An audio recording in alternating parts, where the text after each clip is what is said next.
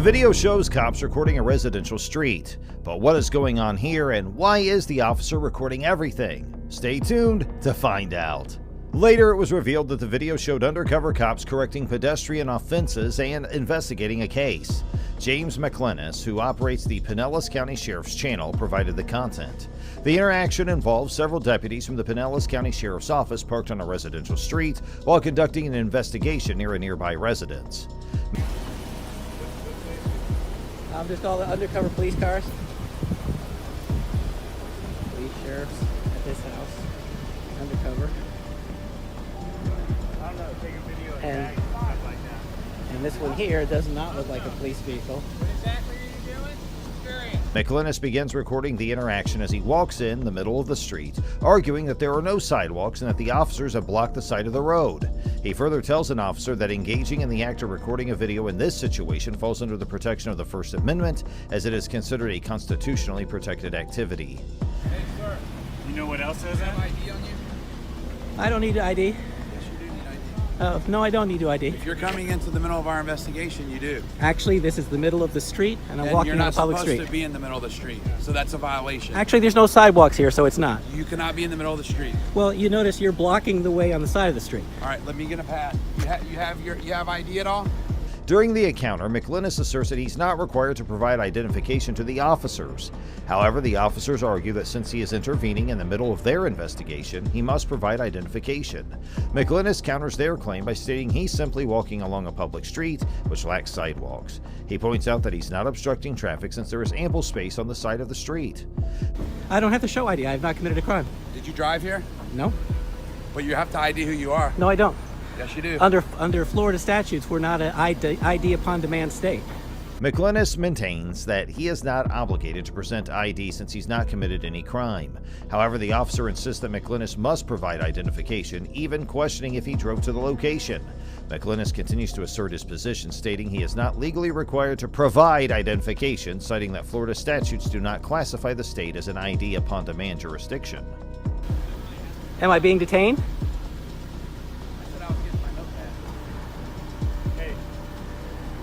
Are you writing him a ticket?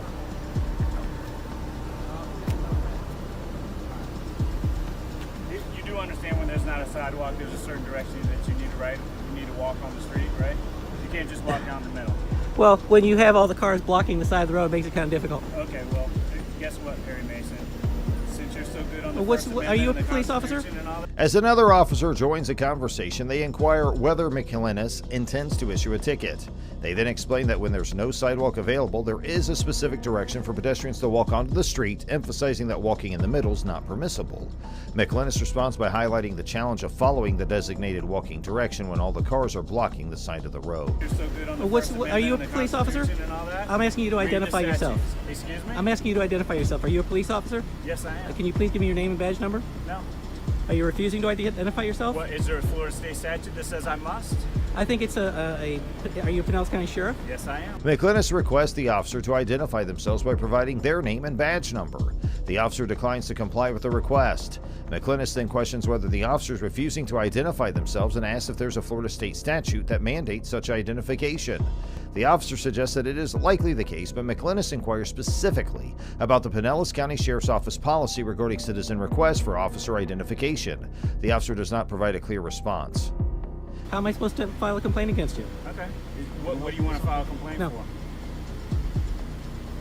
Because if you want it, I'll give it to you. I do want it. I've Okay, asked for but it. let me finish my train of thought first before you interrupt me with all your Perry Mason stuff. McLennis continues to express his frustration and asks the officer how he's supposed to file a complaint if needed. The officer responds by asking for clarification on the reason for the complaint. The officer then asks McLennis if he understands that there is a Florida state statute prohibiting walking in the middle of the road, seeking a simple yes or no answer to his question. As the two other officers join the conversation, they question McLennis' statement that they are not blocking the road. McLennis responds by reiterating that the officers are obstructing the pathway on the side of the road. How are we blocking you? Exactly. You I are guess blocking that the pretty much answers your pathway on question, the doesn't side of the road. This is the intimidation that the Pinellas County Sheriffs try and use if you exercise your First Amendment activity. No, They surround actually- you, accuse you of crimes, refuse to identify not a themselves, crime, it's a intimidate civil yourself. infraction. Why aren't you continuing with your investigation? Why are you out here bothering me? He suggests that this behavior is an attempt by the Pinellas County Sheriff's Office to intimidate individuals who exercise their First Amendment rights. McClinnis further asserts that the officers surround individuals, accuse them of crimes, and refuse to identify themselves, creating an environment of intimidation. Here, it's not a pedestrian violation, but nice try. You're right. You're the expert. You know, I've only spent 20 years doing this job. You're the expert, though, right? After 20 years, you still think it's exactly necessary? statute is it? Do you know what statute After it is? 20 years, you think it's actually necessary to come out in the street and bother people who are walking by? You can't walk in the middle of the road. And when you have the street blocked, Street's the not side blocked. of the side of the road blocked, Street's not blocked. you have the side of the road blocked. Street's not blocked. Sir, Yeah, Street's not blocked. shine your phone that way, because I want to make sure that you see this as well, that this is on video. yeah, I'll shine the phone. So from here, all the way through, past the area that you actually walk through, McClinnis questions why the officers are bothering him instead of continuing with their investigation. He asserts he was simply walking with his camera in front of him and questions if the officers have an issue with that. see this as well, that this is on video. Yeah, I'll shine the phone. So from here, all the way through, past the area that you actually walk through, the street is not blocked. This The side of the street vehicles is are on blocked. the curb, but you actually walk. So how is that actually blocking This side of the street is streets? blocked. Okay. McClinnis argues there was no civil infraction committed on his part, emphasizing that walking in the middle of the road is not a pedestrian violation when the side of the road is blocked and there are no sidewalks available. By walking down the middle of the street and Is there conducting a anything First else that you Amendment would like to activity, talk about? Is there anything else you would like I to didn't talk want about? to talk to you, any of you in the first place. Have a good day, sir. Thank you, I appreciate it. You can leave now. Thank you, appreciate it. The officer sarcastically remarks that McClinnis must be the expert, despite their 20 years of experience on the job. McClinnis responds by pointing out that even after 20 years, the officer still believes it is necessary to come out onto the street and bother people who are merely walking by. As another officer approaches McClinnis, they ask him to shine his phone in a particular direction to show him that the street's not blocked beyond the area where he walked. The officer argues that since McClinnis walked on the curb, it did not hinder the side of the street. McClinnis reiterates there are no sidewalks available, emphasizing the lack of an alternative path. The officer responds by stating McClinnis is impeding their ongoing investigation. I still can't walk down this side of the street, You and told you to leave. Leave now. so I have to leave the street. Leave this investigation right now. So where is the investigation? Where's the blue line? Is it over here? Is it over here? Is it over here? Is she impeding the investigation too? I'm just curious. McClinnis insists he still cannot walk on the side of the street. He questions the whereabouts of the investigation and sarcastically asks if the blue line indicating police presence extends to different areas. The implication is that the officers are unnecessarily impeding his right to walk freely. Mr. McClinnis continues to videotape the police vehicles as he carefully left the location, having no further problems. He then attempted to register complaints against the deputies involved. Mr. McClinnis started the process by requesting public documents to find out who the deputies were. Unfortunately, his request was refused, and the needed information was not given to him. I need your ID, please, so I can write you a summons. You will be willing to write me a summons? Yes. Outstanding. I need your ID also, please, sir. Okay, I'm gonna place you under arrest then. You're not placing me under arrest. Come You here. have no right to ask. Come here. All right, taser.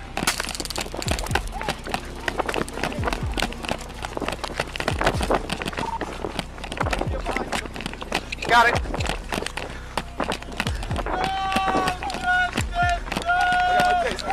Go.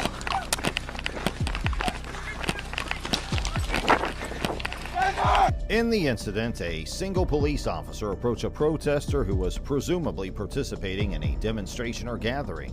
The officer initiated contact with the protester and specifically asked them to provide their identification. The purpose behind this request was to issue a legal notice, commonly known as a summons. In the unfolding incident, a second police officer joined the scene where the initial officer was interacting with the protester. On public property, Jim. What the f is wrong with you? When he's in front of the business, yelling f everybody. You see this sign? It says stop. You want to know why? Because cops like you keep... He refused to give me his ID, which he's required to do. For what? The second officer decided to employ a taser, a non-lethal weapon that delivers an electric shock as a means of subduing or controlling the protester. However, before the second officer could use the taser on the protester ran away. The veteran officer engaged in a conversation with the officer who wanted to use the taser, informing them that the protester had not committed trespassing, challenging the actions of the road cop.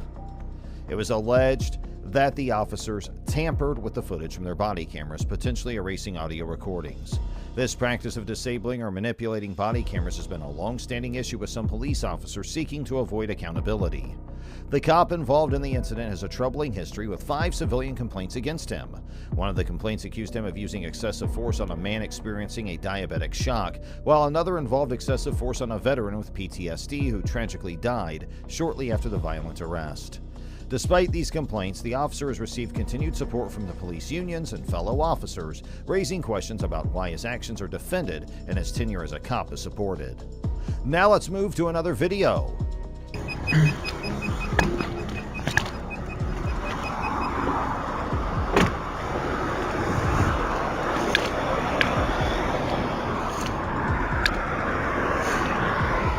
In the incident captured on video, Aramis Ayala, the first black state attorney elected in Florida, was pulled over by Orlando police officers. What agency you with? I'm the state attorney. Okay. All right. Thank you. Your tag didn't come back. Never seen that before. I'm sorry? Yeah. We're good now. So it was... We ran the tag. I've never seen it before. A Florida tag. It's never come back to anything before. So that's the reason for this. The officer stated that they initiated the stop because Ayala's license plate did not yield any information and because her car had a dark window tint. What was the tag run for? Oh, we run tags all the time, whether it's the traffic lights and that sort of stuff. That's how we figure out if, cars are stolen and that sort of thing. Also, the windows were really dark. I don't have a tint measurer, but... Upon being stopped, Ayala questioned the officers about the reason for pulling her over. The officers responded by explaining they regularly run license plate tags to check for stolen vehicles and other violations. They also mentioned that the dark window tint was another reason for the stop. What's your employee number? 157. Ready? There you are. The incident gained national attention and sparked outrage with some individuals alleged racial profiling. Ayala in a statement emphasized that she had not violated any laws and her license plate was properly registered. She also pointed out that the window tint was not in violation of Florida law. Now, let's move to another video. So I'm in Beverly Hills right now and I'm getting searched for shopping at the store I work for and just being black. So Leal Benberry, the VP of Versace Footwear, was shopping in Beverly Hills, California when he was stopped and searched by police officers. You're making it completely different. Yeah, I mean, guys, you're making it completely so different. So you check my ID? What's going on? Do I have anything on my record? No, you're good to go. I'm good to go. That's what I thought. I've just been GPSing trying to figure out where I'm going. Okay, do you have any ID on you by chance, man? Without reaching into your pockets, you don't have any weapons or anything, right? I don't. I'm like super nervous. I'm just gonna check to make sure you don't have any weapons if you don't mind, okay? Face that way real quick. Put your hands behind your back, palms together like you're praying. Awesome, thank you. Spread your feet. Cool, man. Don't wanna mess up those shoes, those are pretty nice. You said I can search you, right? You do whatever. Cool, man. This is embarrassing, to be frank. Well, what we like to do, like when we stop someone, we just, to make sure you don't have any weapons or anything, we just like to... feels a little excessive for it. What's unfortunate is like I literally designed the shoes that are in this bag and I'm being like searched for. Really? Yeah, I do. That's why I'm not, that's why, like I said, man, you're not in handcuffs or anything, I'm just talking to you right now, okay? I do, but I'm just walking down the street, that's a little ridiculous. Benberry expressed his frustration and questioned the necessity of the search, stating that being black was likely the reason for his treatment. Just want to run in real quick, partner, make sure everything checks out. I have to record this because I just don't feel comfortable with that. Well, just because right now you are being detained, just because we're talking to you, okay. And we don't know, not saying that you would do this, but people have called and they have friends come and then it comes an officer safety I'm literally issue. just going to record right now. That's all I'm doing. You see it's recording and that's all I'm doing because I feel, you hear it in my voice, I'm uncomfortable, I'm nervous. You understand the climate that we're in? No, I understand. Is there anything I can do to make you feel more comfortable? Not Like you're not in handcuffs or anything, not right? Not really. Like your boys are pulling up, I'm uncomfortable. I'm not making any like fast movements, but this is uncomfortable for me. Huh? Are we making any comments? No, but this is uncomfortable for me. I just want to get to my car, so I'm just going to hit record for you. Yeah, hey, whatever you want to do, sir. But like I said, you understand why we stopped you, correct? And you admitted to jaywalking? So I'm in Beverly Hills right now. So you can't jaywalk, correct? You understood, yeah. Can I have my stuff back, please? But you see how you just switched that complete narrative? Nah. You were talking to us saying, you can search me. Am I good to go? Yeah, you're good. All right, you guys have a good day. Next time, don't change the narrative like that, though. He mentioned a previous incident of being stopped for jaywalking, indicating that such experiences were not isolated for him. Benberry recorded the encounter, expressing his discomfort and emphasizing that he was simply walking down the street. Donatella Versace, the sister of Versace's founder, reposted the video on her Instagram, expressing her outrage at the incident and condemning the behavior of the officers as unacceptable. And now it's time to move to another and the last of today's videos. In the midst of a routine traffic stop, Lieutenant Trujillo issued a stern command to Mr. Espinosa, instructing him to vacate the scene. The officer went a step further, issuing a veiled threat of charging Mr. Espinosa should he choose not to comply. Curiously, the specific crime with which Mr. Espinosa would be charged remained unspecified. Within the confines of the law, individuals generally possess the right to observe a traffic stop as long as they adhere to parking regulations.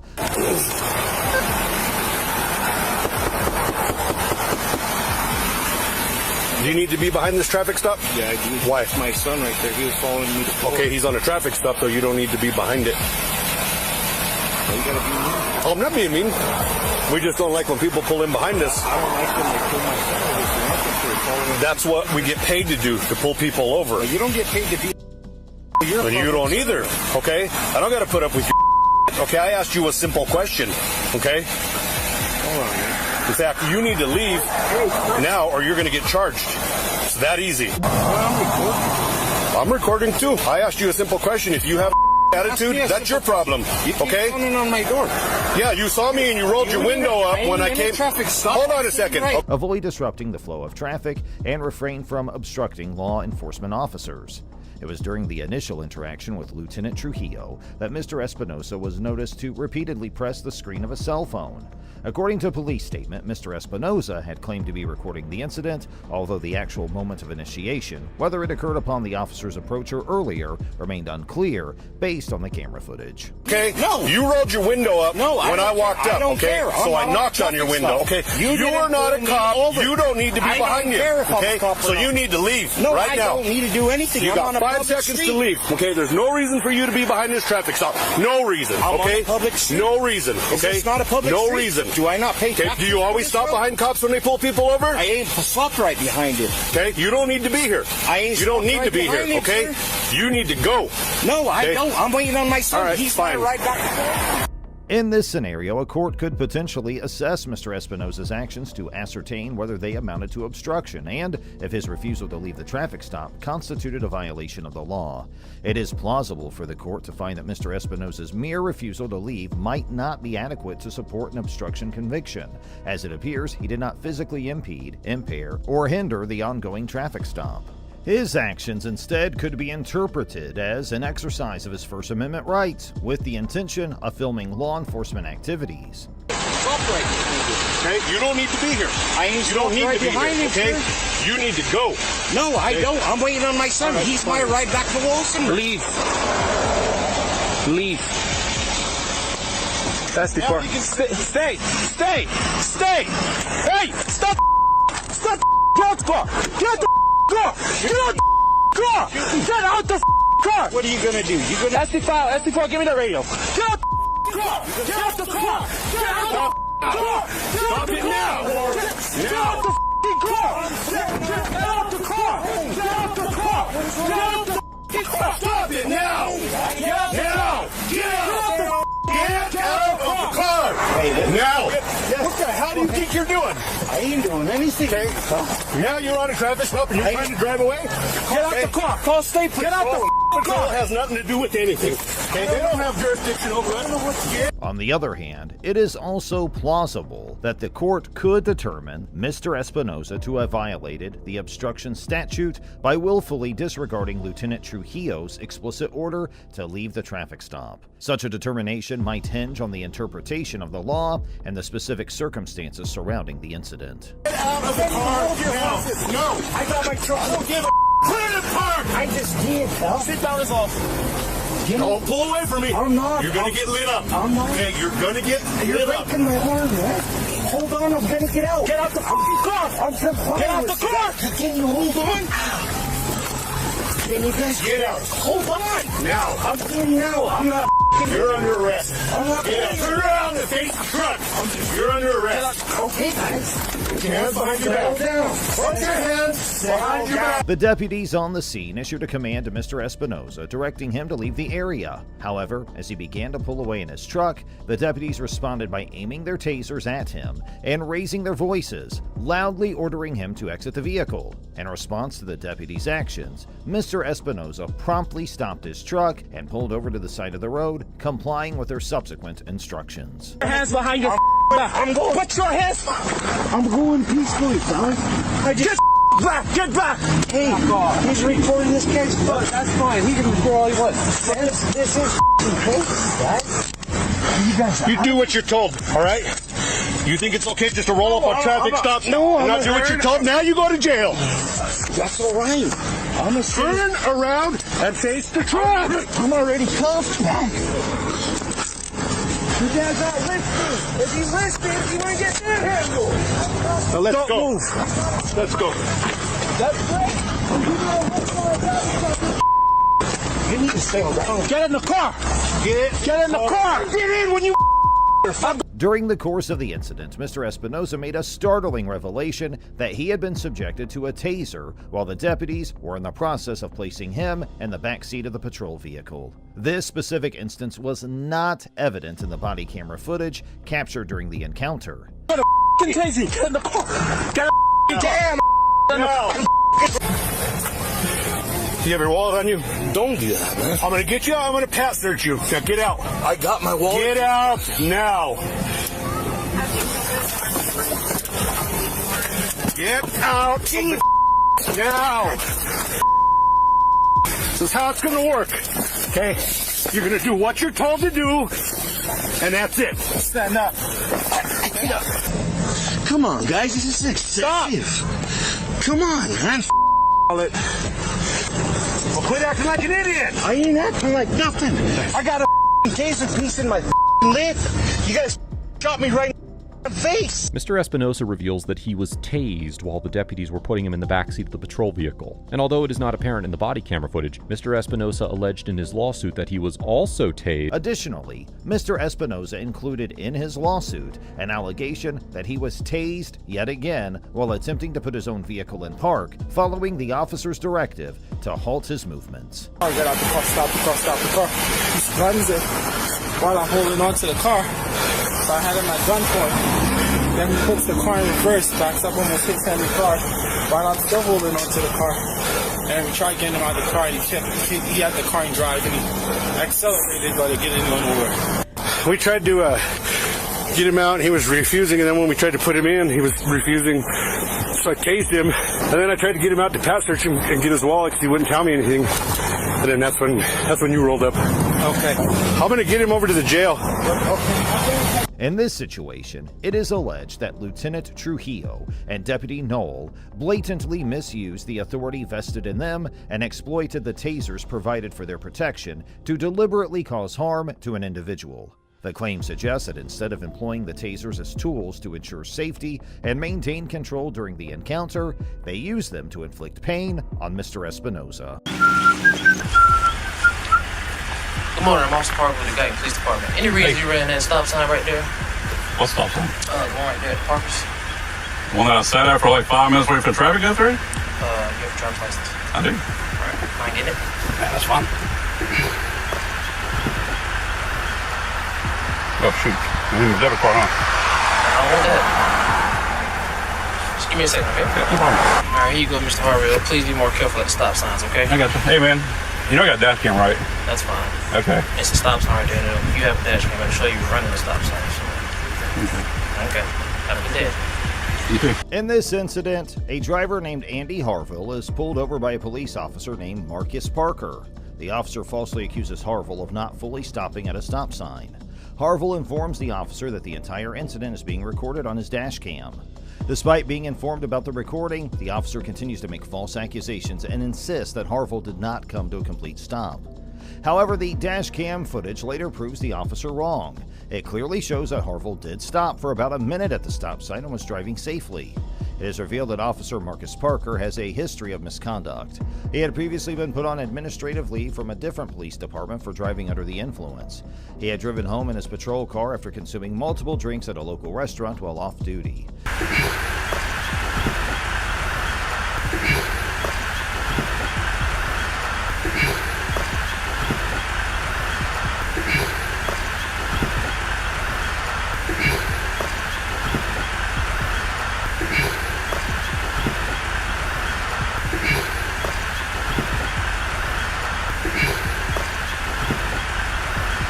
Parker had been dishonest with his supervisors about the incident before eventually resigning and joining the Guyton Police Department. The Guyton Police Department itself has concerning issues. They lack important policies regarding the use of body and dash cams, as well as protocols for the use of force, excessive force, arrests, and interactions with the public. The absence of these policies undermines citizen protection and fails to provide clear guidelines for police officers. Given these circumstances, there is a call for accountability and reform within the Guyton Police Department. The officer involved, Marcus Parker, should face consequences for his misconduct.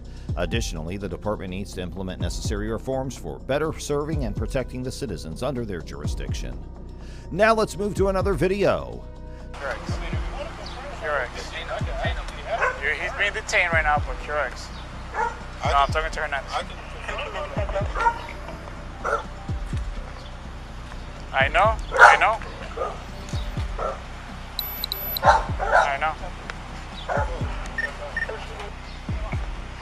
Checking for an aggressive white female, unknown weapons, wearing a white shirt, blue jeans, making threats to harm herself. Samuel Scott Jr.'s incident began when his car, a 2006 black Jeep Compass, was stolen from outside his aunt's house in Buena Vista in Miami. Show me today, 113 call for weapons. Esa misma es. ¿Pero qué? ¿Qué estás esperando? ¿Tú eres un sargento? Ok, yo tengo mi sargento. All right? Okay? After the theft, Scott immediately called the Miami Police Department to report the incident and seek assistance in recovering a stolen vehicle. However, instead of receiving help, Scott found himself wrongfully detained and arrested by the same officers he had called. Despite being a victim of a crime, the police officers believe Scott was the perpetrator based on a description that matched his appearance. Scott, who is a black man, was wearing a dark-colored shirt over a white undershirt at the time.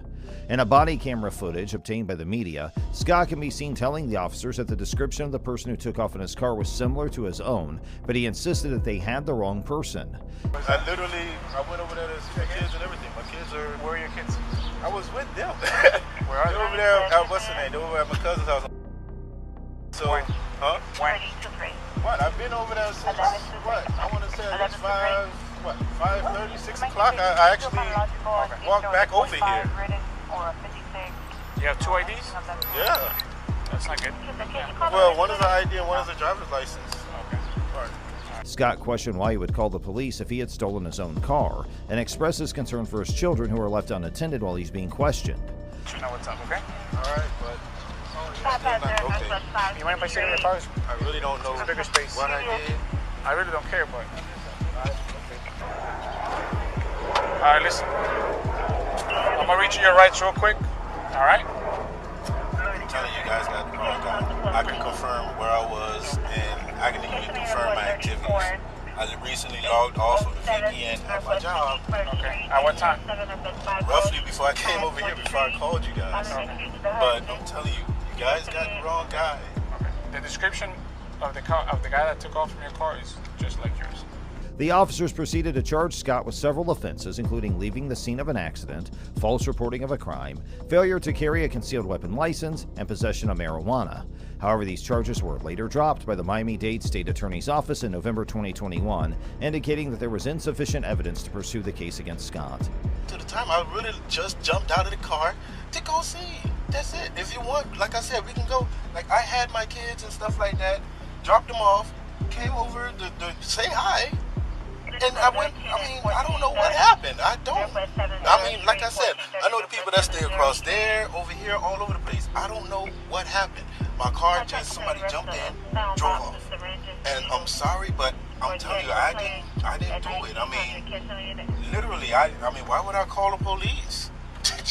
I mean, I called because my car is stolen. I mean, how me and my kids are going to get home? My pillow, my work ID, my work stuff, all of that stuff is in there. Why would I? That's why I'm like, why am I in handcuffs? If I'm calling them and I'm... Just give me a second. You never been arrested before? No. Sure about that? Yeah. Never been arrested. Ex-military.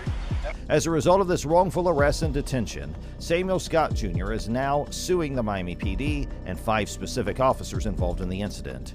His lawsuit alleges unlawful search, false imprisonment, and unwarranted prosecution. Scott's attorney is seeking $500,000 in damages for the physical, emotional, and reputational harm caused by the incident.